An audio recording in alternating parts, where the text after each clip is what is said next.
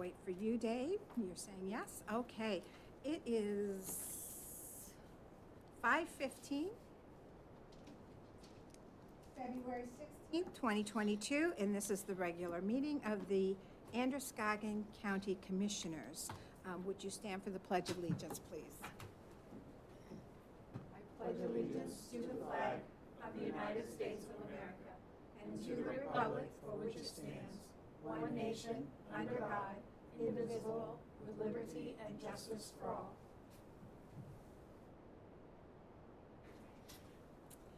And all commissioners are present except for Roland Poirier. Thank you. I don't want to say Commissioner Rowland, but that's all I was coming up with. Thank you, Commissioner Poirier.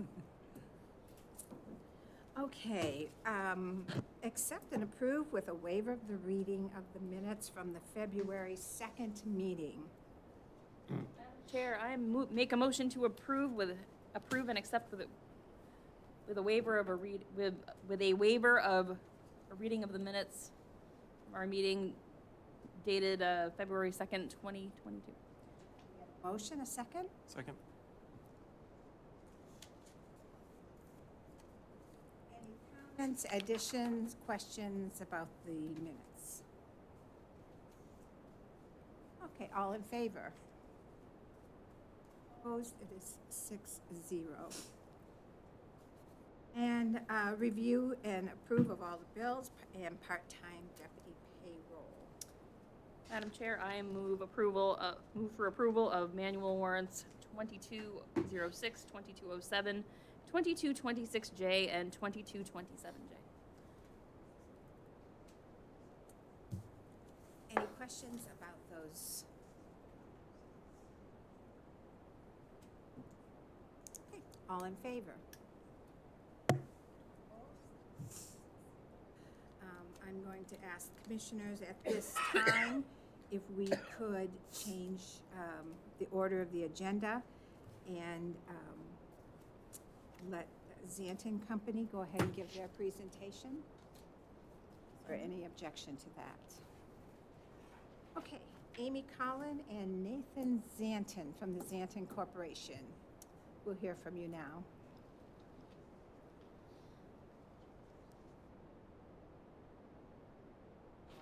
For having us. We have a presentation which we have in paper form, which my colleague Amy is just going to pass out to you now. And then I'll take us through it, and then we'll be happy to answer any questions that you have. Passing out both a presentation about our proposal that's before you, and also a brochure about our company, just to give you some information about who we are and what our background is.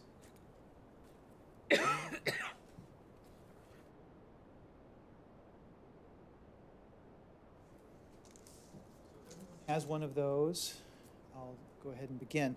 My name is Nathan Zanton. I'm the founder and president of the Zanton Company, and we're a small but very active real estate development company based in Portland. We specialize in developing mixed income rental housing, very high quality, professionally managed rental housing, and we manage it ourselves. We have a affiliate of ours, which Amy is the president of. With me is my colleague Amy Cullen, who is the vice president of the Zanton Company and also president of our affiliate management company, Saco Falls Management. And she's serving as project manager for Picker House Lofts, which is what we're here to talk about tonight. So I'm going to narrate part of this presentation, and then she's going to narrate the rest. And I think it should take maybe 10 or 15 minutes, something like that, and then we're here to answer questions. So the first page is a visual overview of Picker House Lofts. So it's an aerial photo of the Continental Mill with a blue circle around the portion of the mill that we're proposing to rehabilitate, to adapt into housing. It's currently empty. In fact, the entire complex there that it's part of is empty. It's 550,000 square feet, and our portion would be about 85,000 square feet, roughly. Turning to the next page, it's just a kind of an overview about us. We've developed 11 apartment complexes in the last 18 years or so, 10 of them in Maine, 1 in New Hampshire. 3 of these have been in Lewiston, Auburn, in Androscoggin County, and they serve really not only Lewiston and Auburn folks, but people from all over the county. We get people applying from Greene, from Turner, from Minot, from Mechanic Falls, and so on, as well as the 2 cities in the middle. We manage them ourselves with Saco Falls Management. We're really proud of Saco Falls Management's focus on our residents, focus on the resident experience, and being responsive to residents, and also responsive to other stakeholders, such as neighbors, investors, and cities and towns that host us. The next few pages are just some pictures of projects we've done that are relevant to this project. They tend to be mill projects, and you can see our first one in Androscoggin County was the lofts at Bates Mill in Lewiston, which is, you can see the before picture and then the after picture taken from exactly the same vantage point. And it looks out over the Fountain Park that's where Da Vinci's outdoor dining space is, if you know where that is. The next picture is one that two projects that we did in Biddeford that were also mill projects, right along the Saco River, just across from Saco Island. And you can see in the before and after pictures, which were taken from exactly the same vantage point, how we were able to bring those kind of moribund buildings back to life. And that's what we really are hoping to do with the Continental Mill as well. The next few pages are sort of before and after pictures of the interiors of those mills.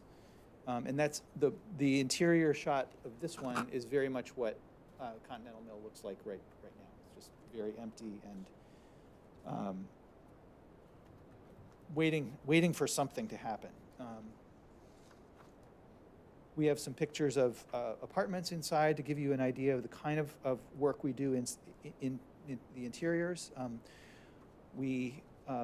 All of our projects have both market rate and affordable apartments in them. So by affordable, we mean set aside for families with incomes below 60% of the area median income, and rented at rents that are about $300 to $400 less than the going rate for a market rate apartment for people who are in those income categories. And all of our apartments look the same inside, whether they're going to be rented to somebody of lower income or somebody without regard to their income. They have the same countertops, the same flooring, the same lighting, and everything is the same inside. So you can't tell by looking into an apartment whether it's a market rate or an affordable. Then we have a few pictures of the Hartley Block in Lewiston, before and after. That's one we did on Lisbon Street, which was filling in an area where 4 historic buildings had burned to the ground in 2 fires, one in 2004 and one in 2006, leaving kind of a hole in the streetscape. And we filled it with the Hartley Block, named after Marsden Hartley, probably the greatest artist ever produced by Androscoggin County, I'm guessing. And then we did a new construction one in Auburn, just across the river, very near here on Hampshire Street, alongside the railroad tracks. And then there's some pictures inside of the 48 Hampshire Street. There's the one of the child's playroom. That's a playroom that we really are very proud of in the lower level of the Hartley Block. And then that brings us to again to the picture that was on the cover of this presentation, which is the aerial photo of the Continental Mill. And I'm going to turn it over to my colleague Amy, who is the project manager for that project, to narrate the rest of the slides. And I may jump in and kibitz a little bit if I can't resist. Thanks, Nathan. So this is, just a piece of a very large mill complex that is currently owned by the Chimberg Properties. We have a purchase and sale for the one building there in the middle. We're kind of driving this redevelopment process of the whole mill. We're kind of the first to go, and then they will follow. Underneath that picture, you see kind of a sketch of a site plan. That's their kind of first run of what the whole mill they hope to look like. You'll see in the middle, there's green space. That middle is going to be a courtyard. Right next to the courtyard in the middle, that's where our project will be. And then surrounding us, they plan on doing commercial, residential, a mix of commercial and residential, adding to the parking and really making it a mixed use and vibrant area right there next to the river. If you turn the page, you'll see kind of a zoom in of our building and the site plan. We have full planning board approval. So this is the plan that was approved. We're adding handicap parking there right next to the building. And kind of on the two pictures below kind of show a before and after of the entry. The Picker House is in the background behind the smaller building in front, the two smaller buildings in front. You can see all the windows are boarded up. It's in desperate need of rehabilitation. So we'll be putting new windows in every single window opening. That's what the ones that are all boarded up. It will really look like new. So on the next page, I've just given a quick project overview here. We're doing a full National Park Service historic rehabilitation. It'll be a family project, which includes 1, 2, and 3 bedroom units, 72 units total. Of those 72 units, 26 will be market rate, meaning you don't need to meet an income target, and 46 of those will be restricted and rent controlled for people making between 50 and 60% of the area median. For those not in the housing industry, you might ask, what is 50 to 60% of the area median income look like? And that's on the chart below. And these are round numbers because they change each year. But 60% of the area median in this area is up to $42,000 a year, and 50% of the area median is about $35,000 a year. So if you're below those numbers, So for instance, the 50% area median, 1 bedroom, for 2020, that rent is a 2021 rent. Those income limits are published by HUD each year. So that $629, you need to make less than $35,000 a year to rent it, but you need to have some sort of income to pay that $629. These units don't come with vouchers. So some people call this workforce housing because usually you have to have some sort of job to rent them, or Social Security or some sort of income coming in. And those rents will include heat, hot water. We do community Wi-Fi, community room, indoor bike storage, parking, and we'll have an on-site resident services coordinator. So that brings us to why we're here today. On the next page, we have kind of a snapshot of our financing. So far, through the City of Lewiston, we've received a 20-year credit enhancement agreement through a tax increment financing, 75% for 10 years, and then declining for up to 20 years, 3% per year. That allows us to take an additional $1.4 million in mortgage, in addition to a base $3 million mortgage and tax credit equity of about $7.9 million.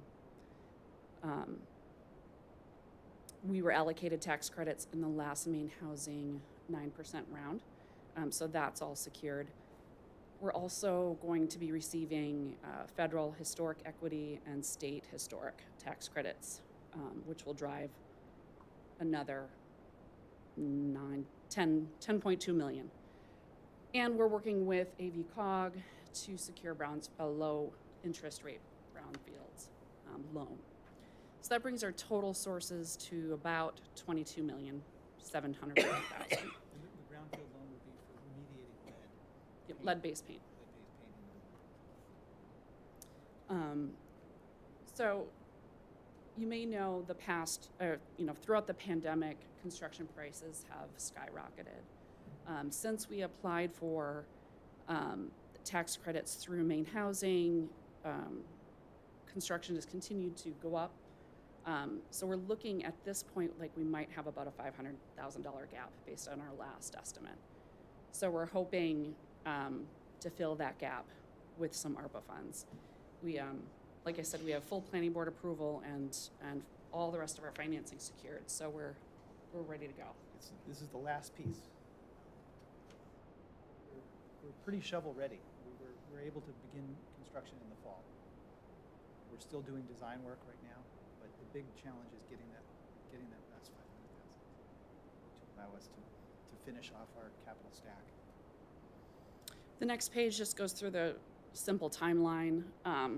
Like Nathan said, we're in full design work right now for construction documents, going out to bid at the end of the summer with a construction start this fall. And our first tenants would be moving in next fall, winter, 23, 24.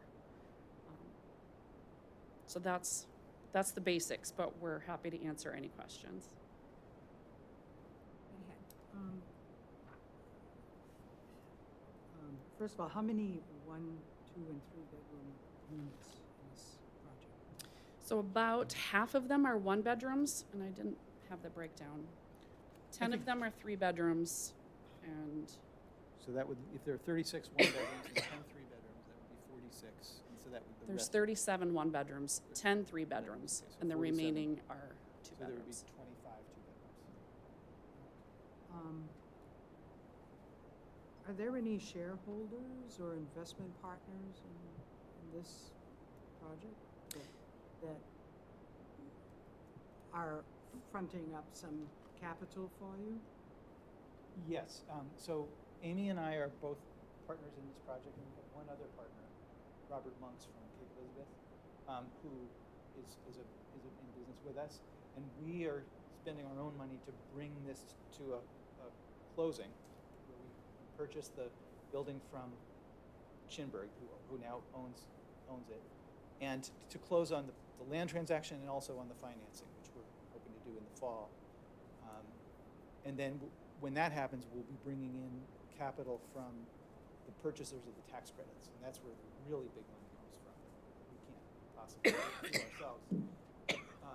Looking at the chart of the capital stack, you'll see the $7,925,000. That's money that people who purchase the affordable housing tax credits would give us in exchange for being able to reduce their taxes over the following 10 years. And the same thing with the federal historic investment tax credit equity of $3.7 million and the state historic tax credit equity of $6.5 million. They're also purchasers who can use those tax credits to shelter their tax obligations, give us that money, and then we use it to build the building. Are you required to set aside a future fund or an account for future maintenance and repairs? Absolutely. We have what we call a replacement reserve account, which is required by our funders. Okay. It has to be pre-funded to the extent of 1% of our initial construction cost, which would be a lot. About 19 million. Yeah, so it would be 190,000 of pre-funding in there.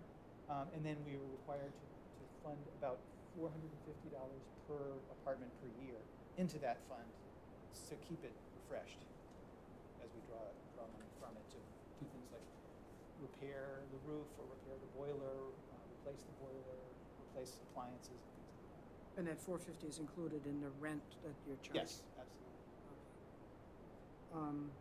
So you're seeking, 500,000 of ARPA to fill our gap. That would be the last money.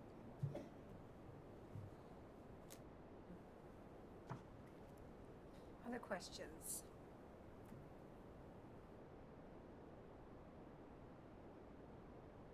Okay. I appreciate that you included your phone numbers, so if commissioners have questions, they can. Absolutely, please don't hesitate to contact us either by phone or by email. Either one works. I think we included both. Thank you very much for your time. Yeah, thank you so much. Nice to have you.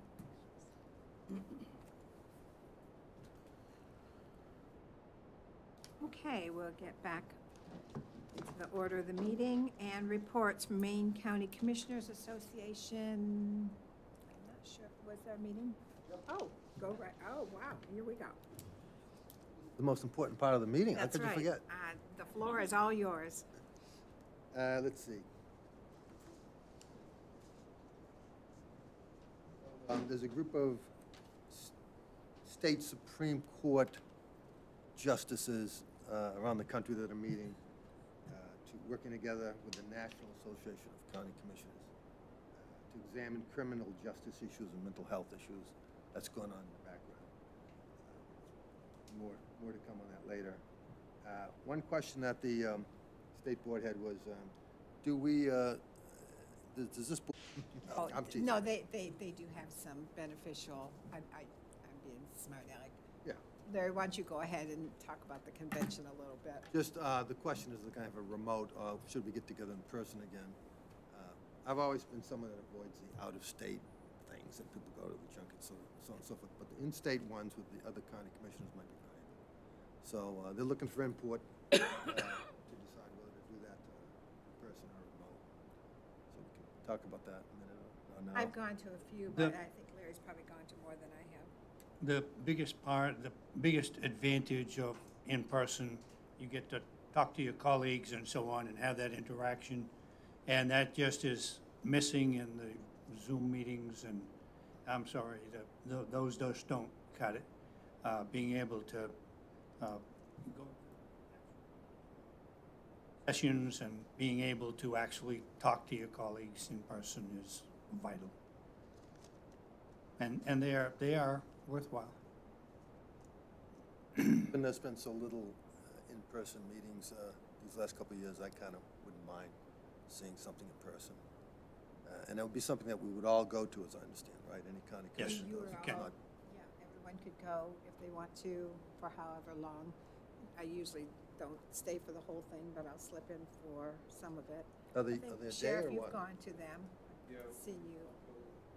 whatever shows, and they have sometimes valuable training, but usually I think these probate get more out of the training offered from what I've seen. But a lot of times there's HR type training and other things that are applicable. Some years it's hit and miss. You get the agenda way beforehand. When they had it in Oxford, I went for an afternoon. When they had it in Bang. wherever it was in Washington County, in Black Bucks Harbor, we kind of had to spend the night. But it's hit and miss every year, depending on what they schedule for trainings. Bangor, you can make it up there and back in a day, but yeah, no, it's. Where is it this year? They're deciding if they'll even have one in person. Oh, okay. So they'd like that feedback first, and then details to follow if we But we depending will on what we have for recommend. future notice. Yeah. We will have that announcement. They'll send, it'll come straight from them to your email. Any sense of what we'd like to share at the next meeting with them, as to whether we'd like an in-person or remote? I think it's time to return to in-person stuff, period. Everything. So, yeah. And all the way. Okay. And supplemental jail funding distribution report, maybe the sheriff wants to jump in on that. But NACO, which is the National Commissioners Group, is rolling out an ARPA investment tracker so that we can see what kind of spending other counties have been doing. And I talked to the treasurer about that. She's already on top of that. She points out that other counties have very different sets of power, and out west are very different. They're very powerful out here. So they have different needs, but that's out there for anyone to look at, and the treasurer's already using that. In Augusta, the legislative committees are continuing to meet remotely, but there is 3 sessions in person that are scheduled this month. One of them was last week, and another one's happening around now, I think. There's an upcoming LD, which has not been printed yet, that Representative Ross out of Portland is sponsoring, to look at evaluating whether or not EMT services should be provided on a regional basis. We don't know exactly what that means. They might propose it to counties, for instance, administer it. We just don't know. But that's coming down the pike, so we'll keep an eye on that. LD 1950 implements the recommendations for the Commission on Probate Courts, and which would transition part-time probate judges away from being elected into appointed positions as part of the overall court system. It would be a division of the court system with 1 Chief Justice and then 8 regional probate justices. And the rest of the probate system, for the time being, according to the current proposal, would remain our responsibility, the county's responsibilities. at least temporarily, and then probably get folded into it at a later date. The registrars, according to the proposal, would remain elected, interestingly. And the probate associations decided to testify neither for nor against it, so they haven't taken a position. The commissioners on the call were not really interested in seeing that change. There was a lot of comment from all partisans that it's an attack on county government, and the board did take a vote to oppose the legislation. It was unanimous.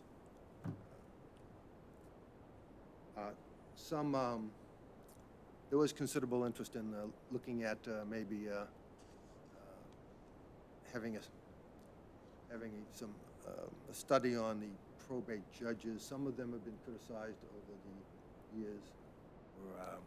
They're all part-time, of course. I think they're all part-time, but for not holding enough sessions and things like that. So there is some interest in examining the system, seeing how it might be improved overall. LD 1654 jail funding, which has been in the negotiation process for a year and a half. The association's been working collaboratively with the Maine Municipal Association. What's MCAM, do you know? I didn't, yeah.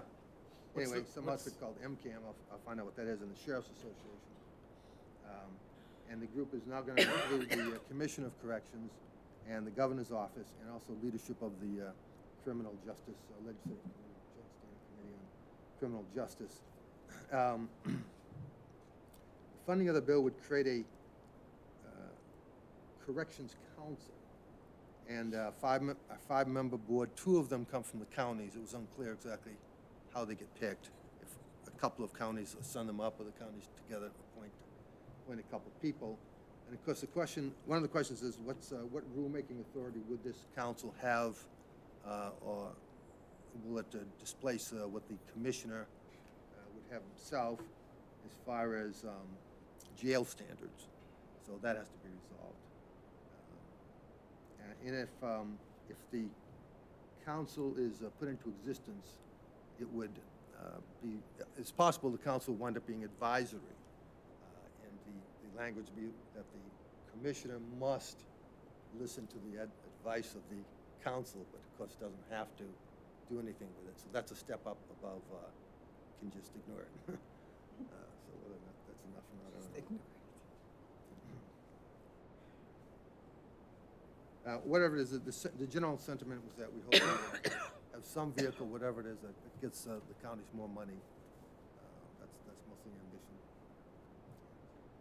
Farrell Boehner is the lobbyist, and we empowered him to essentially follow his intuition and do whatever he can to move it towards that goal of getting more money in. The governor's requested the counties to report on how we're using ARPA funds. There was an interesting discussion on that, including one of the commissioners who's the national delegate to the NAPA. Yeah, Pete Baldacci. And he said, even Nancy Pelosi said that this money is for the counties to spend, it's not to be nitpicked by the states. Some of that's held up in the Senate, the U.S. Senate, I guess, where a lot of the senators are former governors, so there's a little different mentality. A lot of the House members are former county commissioners or county employees and such. The general consensus was that we'll be happy to give the state whatever information they'd like. One of the members said that we'd also like to ask the state to give us all the information they have. So we'll see how that plays out. But there's certainly no interest in allowing the state to come in and tell us how to spend the money. So I don't think that's going to happen. And lastly, had a presentation on cybersecurity. And there's Kyle Bryan's made a presentation, and there's free services available essentially from the feds on cybersecurity of all different kinds for the counties, if we're not already engaged with them. We're involved in that, Yeah, yes. that's it. Okay, any questions about the MCCA meeting?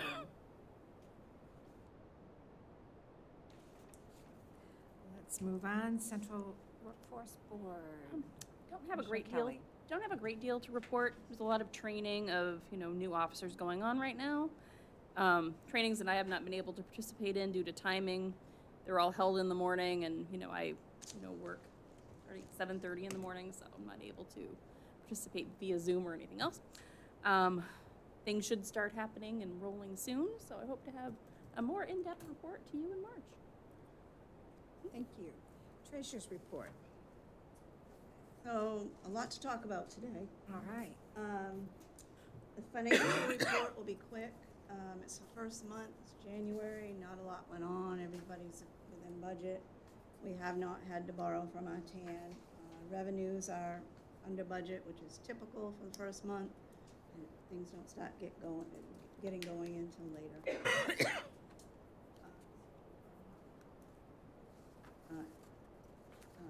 Anybody have questions before I move on? So I wanted to give you some updates. I have updates, I have requests, and I have recommendations. February 28th to March 4th. Some of it will be virtual, some of it will be in person. All year-end entries have been done, closeout is complete, and everything has been uploaded to the auditors by their deadline. The accounting, it's next, unless you have questions. Accounting software, we're making progress. We have a couple modules up. We have accounts payable and cash receipts up and running. We're working on payroll, which is a doozy because we have to add all the employees with their benefits and all that, so we're working on that. Next is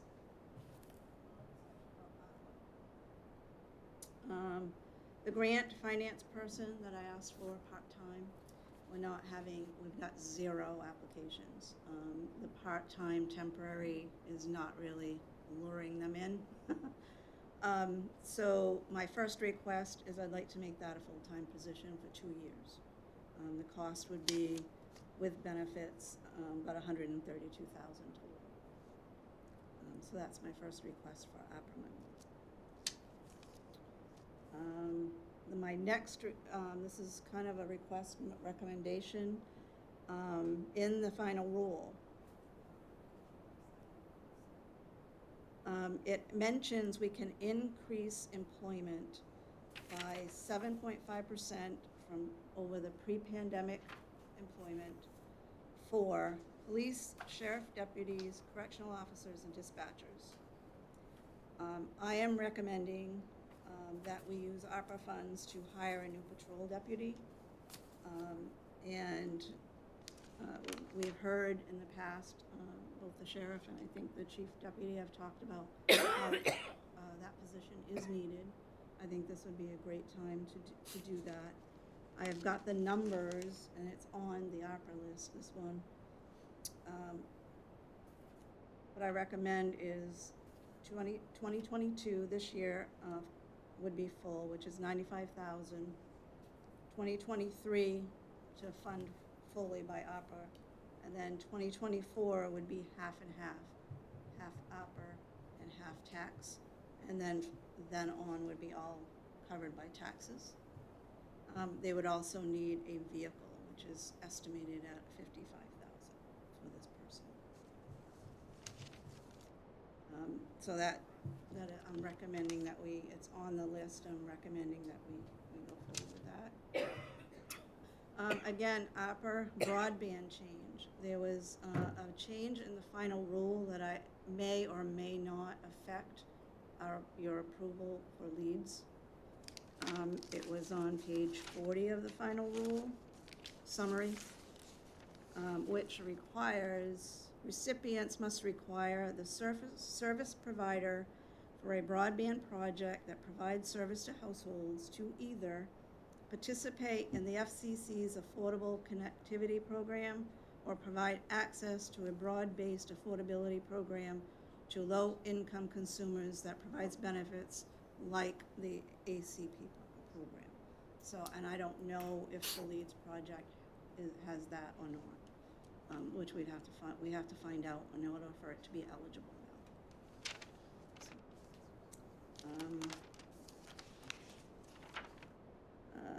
So that's what I have for the ARPA. And this is a little bit late. I have haven't been able to fit it into the agenda. The sheriff's office was underspent in their vehicle expense line by $28,291. I'm recommending that we move 20,000 of that to a sheriff vehicle reserve to establish the reserve for the future. We talked about that, about the vehicles they're purchasing with the ARPA money for this year. This would add to that. If approved, they would still be under budget if I move that 20,000. And if approved, it would be placed in restricted reserve for sheriff vehicles only, and only be used with approval from the commissioners.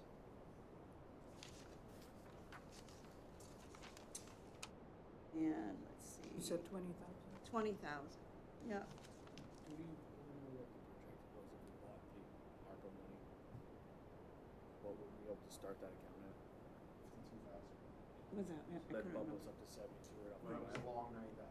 It would put us to 72 in the reserve account To start for this year. to start, which is Yep. a pretty solid start. So that, I'm recommending that, but we'd have to do it soon because the auditors are coming and entry has to be done before they come. And then I'm jumping all over the place and I apologize. I forgot to mention that subrecipients, I'd like to develop, these are the sub-grants that we give once you start approving. I'd like to develop a checklist for approving the applicants to make sure that they fit all the eligibility. And also, I'd like to develop an information sheet, because going on to the report on the website for the Treasury, they ask a lot of questions about the subrecipient. So if we have the information up front, it would be a lot less work and heartache on me. So, and lastly, right now Hillary is working on some of our personnel policies, updating, and we will be bringing some recommendations next meeting. So I wanted to get you ready for that, exciting stuff. And I have a little note, don't forget to vote on financials. Any questions? We need reports this way. Yeah, I know, I'll tell you. Madam Chair, I have questions. Good. Thank you, Clarice. Yep. I have a couple of questions, and some of this is just because I'm the new kid on the block. But Yep. The first thing you said about the position for grants. Yep. Can you tell me a little bit about that? Help out in my office Mhm. with this APRA grant. Okay. It's keeping track of all the subrecipients once you start approving. It's making sure all the projects that we've already approved eligible, and that all the expenses are expenses that can be in there, because it has to go. It has to fit in the uniform guidance, all expenses. I'm sure you know what that is. So it's really tracking the APRA grant, because it's taking Okay. a lot of my time. And you haven't gotten any applicants for No that? applicants whatsoever. Wow. Okay. No. And I was curious as to why we needed the second patrol deputy. I'm gonna let, During the budget process this past year, I mentioned that next year we'll be asking for 2 deputies. With the withdrawal of the state police from the call sharing agreement, and that just is what it is, I'll leave it at that. It's needed. And we've figured out a way to get another deputy through funding.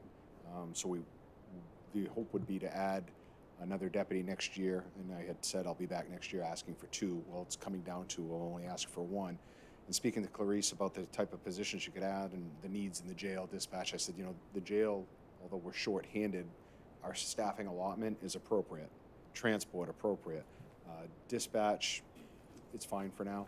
Our need is that 1 additional deputy. So when she started explaining it to me, and there is a need for another detective, but there's no room and it's not a priority. So we would like to address, when she explained the whole process, the one priority, which is that patrolman now. When she explained how it would work, I said, well, it's beneficial, because if we planned on requesting it this year, it would be in our budget. If she can get it now, we'd have, it sounds like 2.5 years of it funding through ARPA before it has an effect in the budget, and it would get us where our shifts are at full complement. So beyond the state police call sharing agreement going away, and it being dependent pretty much on all county, sheriff's offices, we also have the issues where these small towns are in the process of rebuilding their agencies. Mechanic Falls has 2 on, including the chief and a guy at the academy. Sabattis is in a different situation. So beyond being left to patrol the whole county, we've also got these towns where we're pitching in and helping out in hopes that they recover soon, and we'll see how that goes. So it gives us the opportunity to address the issue sooner, provide some relief to our guys. We've kind of had to change how we do our scheduling, which there might be an overtime cost to, but safety, covering the calls, and we do as much as we can when it comes to Sabattis Mechanic Falls to handling their emergency calls and maybe holding calls over that they can handle during the days when they come in. But it is what it is. So this would give us a good opportunity and a funding mechanism if you were to follow Clarice's recommendation and take advantage of that opportunity to solve the problem now and get ahead of it and save us from requesting it in the tax base in the next couple of years. But that's really what it's all about. We had a staffing model that we were following. Call sharing agreement changed to kind of change that. We've had to make up for it, and we're pretty much one down. It would get us ahead. It would get us on par. Thank you. Final question. What were the 2 programs that the Leeds Broadband Project had to be part of?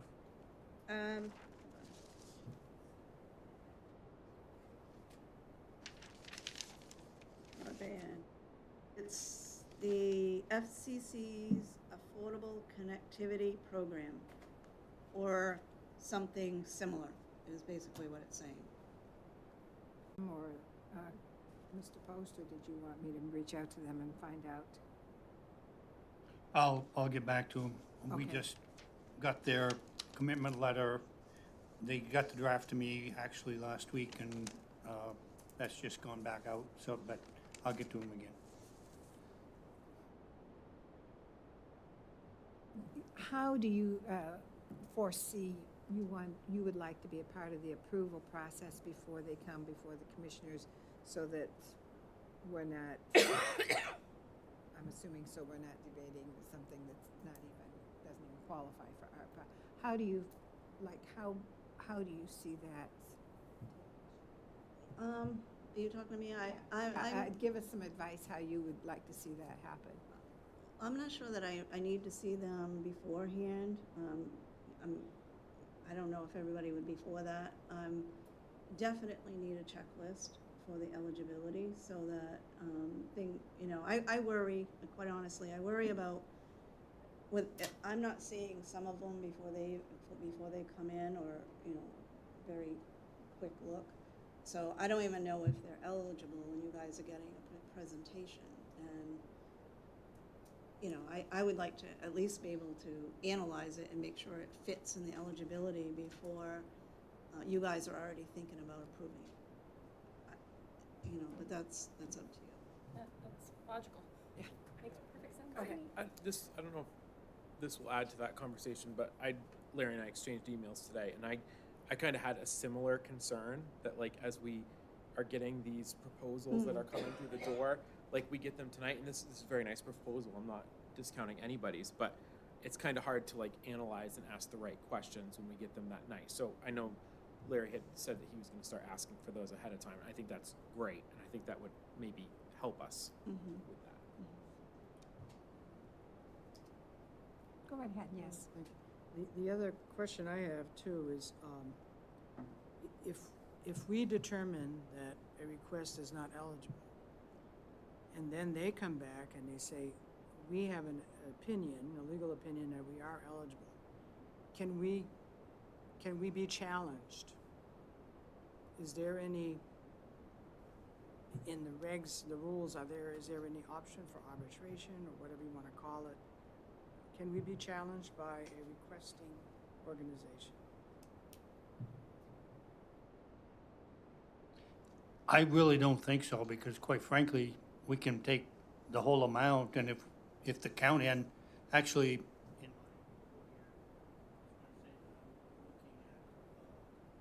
county ARPA needs, and if the whole 20 million needs to come to the county, I mean, we're not obligated to give money to Right. anybody. Right, we're not, Um, yeah, it's not a for sure thing. Anybody that applies, it doesn't mean we have to, you know, I mean, it's up to your vote on whether or not you approve anybody. Well, it would be a nice gesture to, you know, to also share the wealth with our towns that we, if they're eligible. I mean, the county doesn't have to take the full 20 million. It's kind of padding, I think, I don't know. I'm looking for justification, that's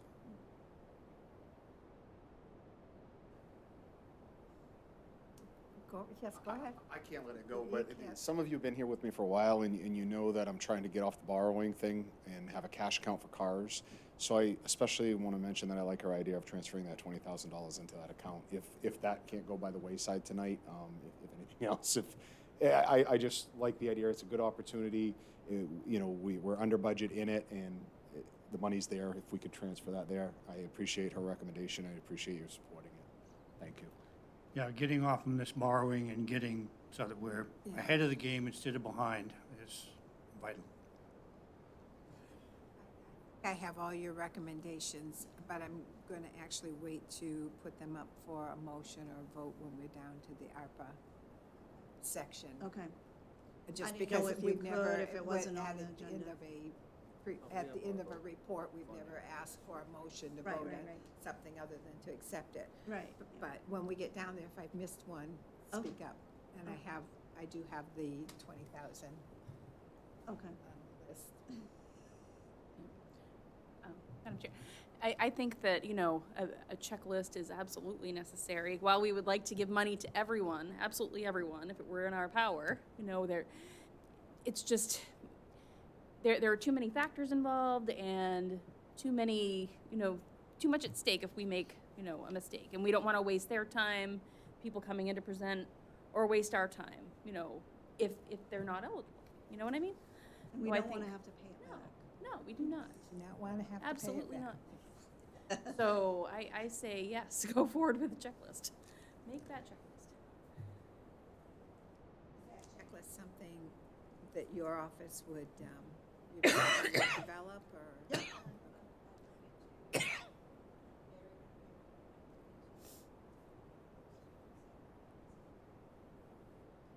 Whatever you decided, it would be a recommendation.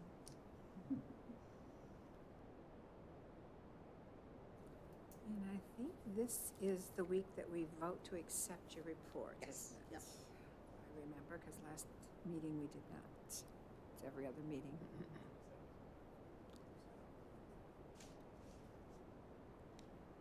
And any other questions for the treasurer about her report?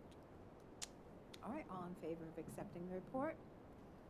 All right, and we'll have some business we need to tend to later in regards to the things she reported on. Administrator's report.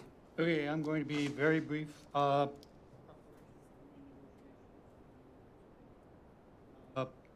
Reviewing the ARPA requests. One of the things that you have in your packet is the Maine Arts Commission referrals, and they gave a bunch of referrals that they couldn't fund.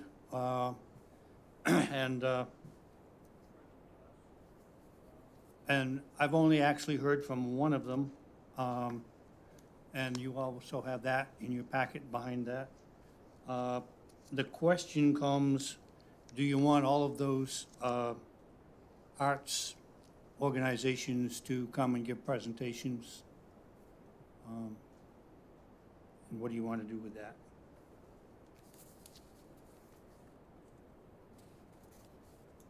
Well, I guess we first want them to fill out the new questionnaire, right? Exactly.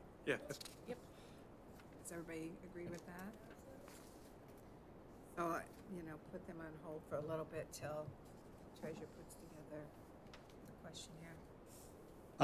Reviewing policies for updates. The probate upgrade is progressing very well. Although you wouldn't know because the total room is totally bare now from all of the, but they're they're getting their things all together.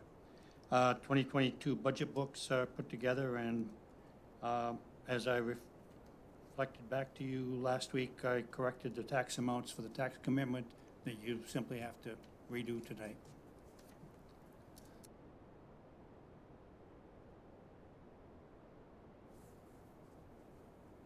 Okay, questions for the administrator? Sandy tried her best to not let me put the thing in that I messed them up and did the calculations wrong. But I said, no, that's not acceptable, so. The total amounts are correct. The mill rate's correct. The only thing that's incorrect, and I think the largest one was $500, the calculations of the individual towns and cities.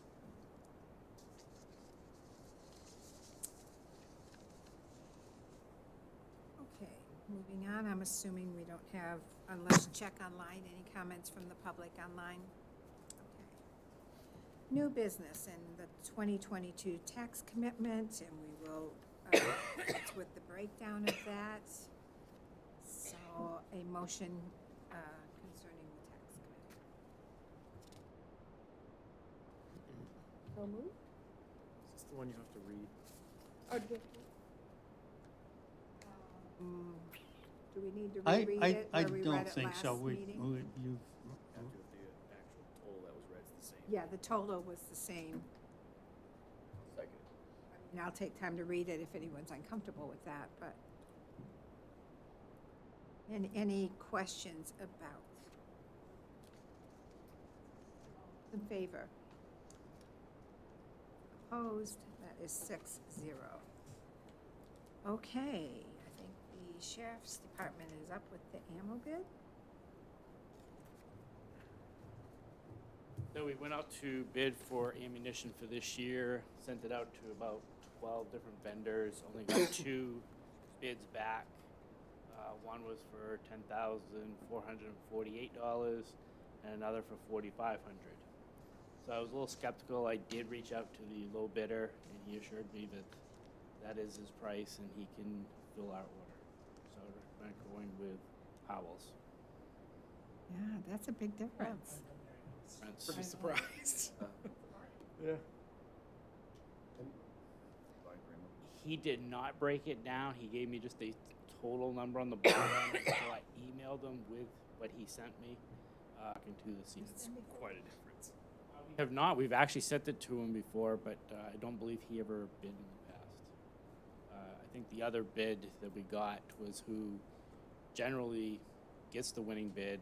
Last year, he was the only person that bid. How long a period will this take care of us for? We have a little bit of surplus, I mean, with new hires, but usually it's about a year. I mean, it'll take care of us for 2022. We do once a year, we go out for bid. I'm thinking, why not buy 2 years worth? I'm fine with that. I don't know, I think we were like 11,000 in that budget. Usually what I do is I rely on the firearm instructors to tell us what their needs are. They do an inventory, but certainly I can come back and purchase more.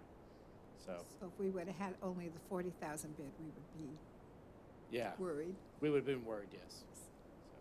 So, I think that's a good idea, actually. yeah, I'd buy double I it if we would, can, I would exhaust your budget line for that. Okay, if you approve it, I'll do it. Yes. Because when I saw that price, then the first thing that came to mind are the specs the same, you know? Right. So he understands, And when I don't know if you got a copy of the actually winning bid, but that's what, Just the letter. We didn't actually get the breakdown. we actually break it down by manufacturer, grain, caliber, everything. So that goes out. So it's not, one manufacturer is not giving us federal versus the other one's giving us a different brand.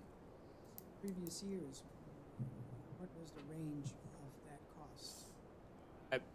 The wish list will change on our needs. One year it was like $18,000, and obviously we couldn't do it, so we had to break it down to kind of our priority. Last year I think we were close to 7 or 8,000. And Ammo's- we've had a hard time getting ammo the last year and a half. It's been very difficult, very slow. Yeah. And then this year, the firearm instructors did what we need and came up with a list. That's what we went out to bid for, and this is what we got back. Now, we've got two different directives here, though. Commissioner Michael had said 2 years' worth, your budget is 11, and you said exhaust the budget. So let's Well, be if we- clear if- to him what we're asking him. I'm trying to hedge. We could put together a supplemental list of things we should have in reserves on hand, like that would, majority carry 45s or maybe rifle, things we've had problems with in the past, and then go out again to see what we do based on this and hopefully get a return. I don't know if we're still gonna deal with ammo shortages and things like that, but it'll give us a chance to say, what do we usually have problems with? Maybe that now's the time to stock up on it while we're getting a favorable price, we have money left over in the budget. It's a little bit better. Yeah.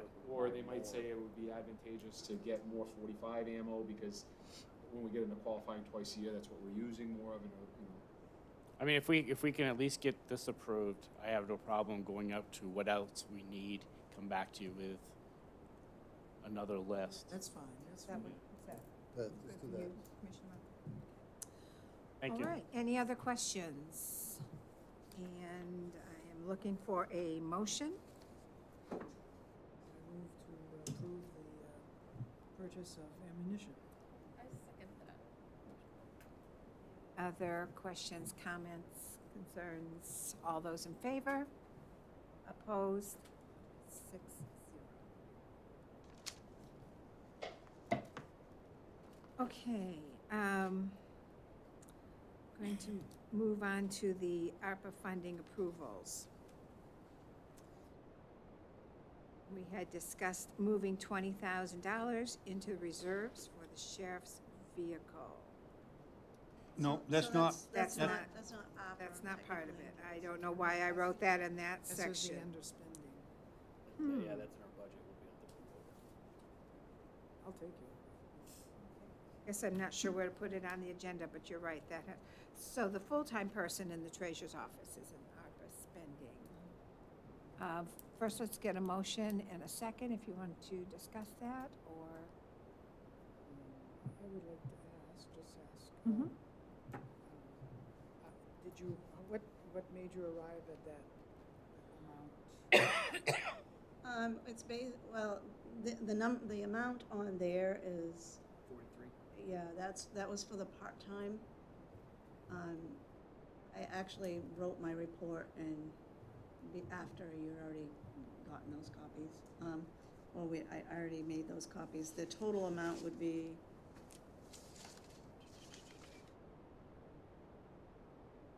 which pile? Grant assistant. It would be $65,388 a year. So that times 2. That's with benefits and everything included. Okay, then, so the salary amount is considerably less. So benefits The are cost taking of a big benefits chunk can of be, that. Yeah. because the cost of benefits is what, 30%? Yeah. It's a good one. Yeah, the hourly rate was $18.50 that I figured.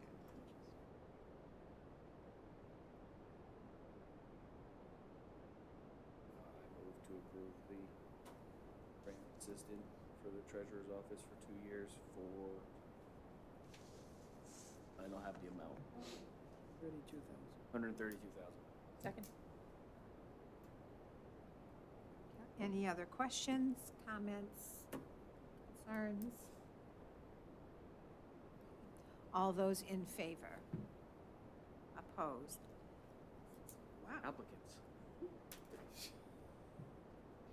Okay, the additional patrol person that the treasurer recommended, is this something you'd like to discuss tonight, or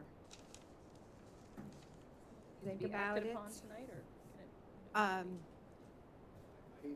Go ahead. I appreciate talking to Clarice about the opportunity, and it was basically her paying attention to the conversations we've had during the budget process, understanding the struggles we're going with staffing, with the call sharing agreement go away, how we're providing to the smaller, towns that are they have their employees.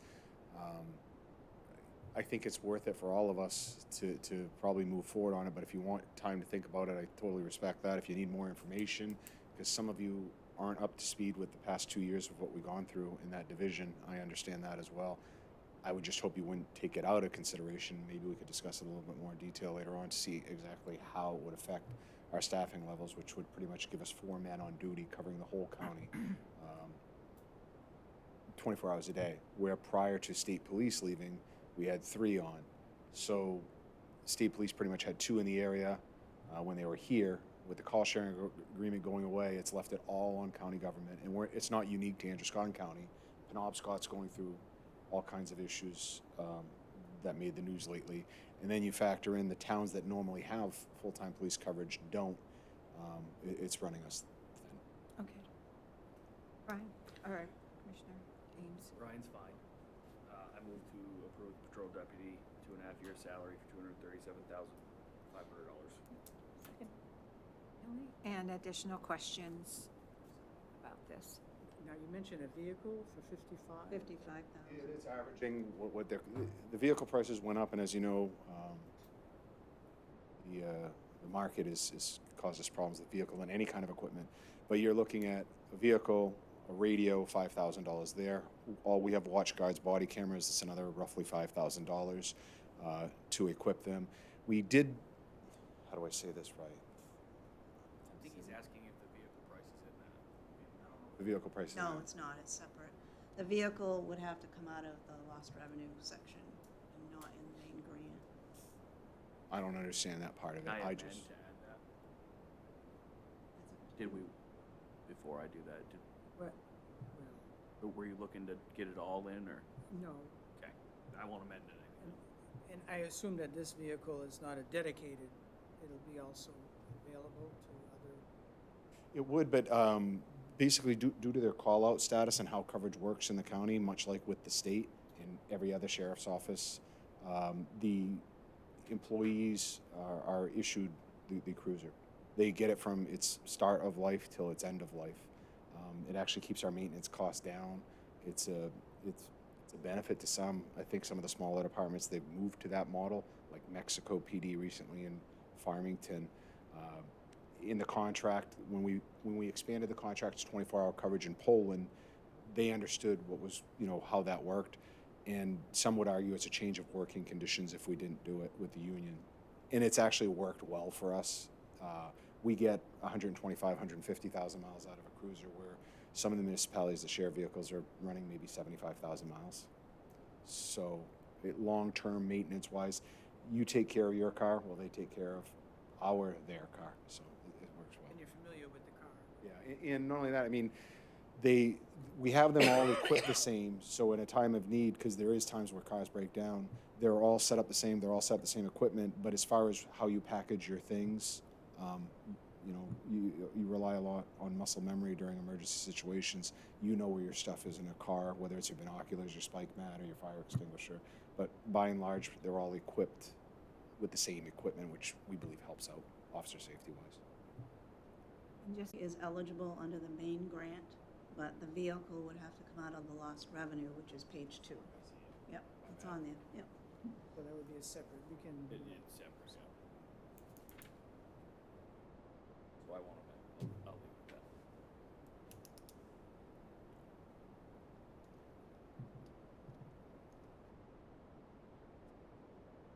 there's no other questions.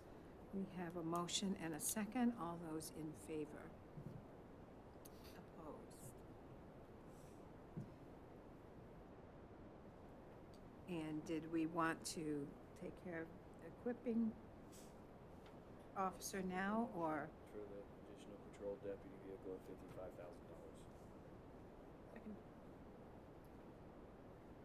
Questions? All those in favor?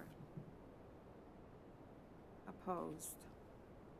I have a question, Go right but I ahead. think it's after ARPA. We need us to do we have to have a separate vote or get it on the agenda to move that 20? Yeah, that may have to go on the next meeting because it needs to be on the agenda, I I guess think. ahead of the audit though. Yeah, I can do it. If, it can be an audit entry. I can do it after the fact. Just want to say thanks for helping us address the issue, guys.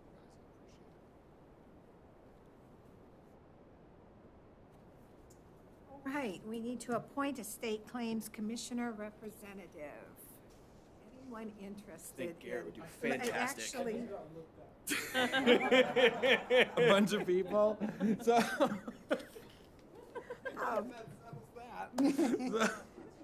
explain the position, Mr. Post. Very quickly, when Department of Transportation needs to take property and then it's appealed from what they're going to pay them or so on, there is a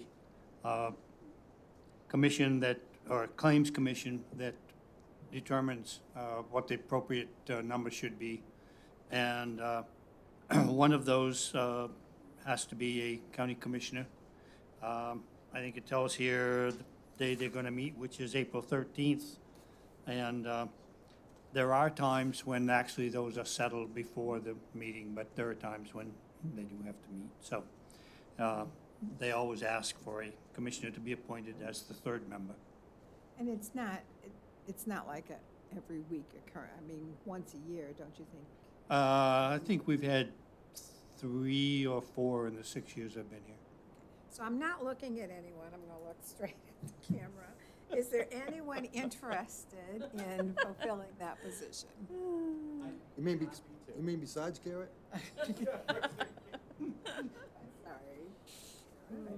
Thought you were made for that position. Guys, happy to volunteer. Okay, so we have a, yes. The state claims it's a state, but a county commissioner has to participate, yes. They have a claim in the county. Then if Penobscot had one, then some county commissioner from Penobscot would attend the meeting. Right. With the same state board people. Yes. Okay. Mhm. Yes. This is an aside question.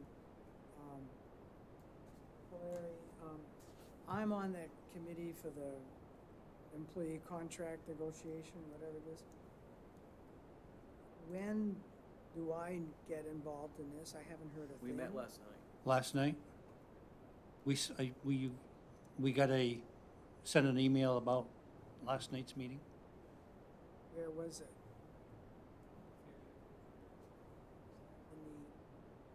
Was that in the email? Yeah, it was the proposed time he originally sent was for yesterday at 5.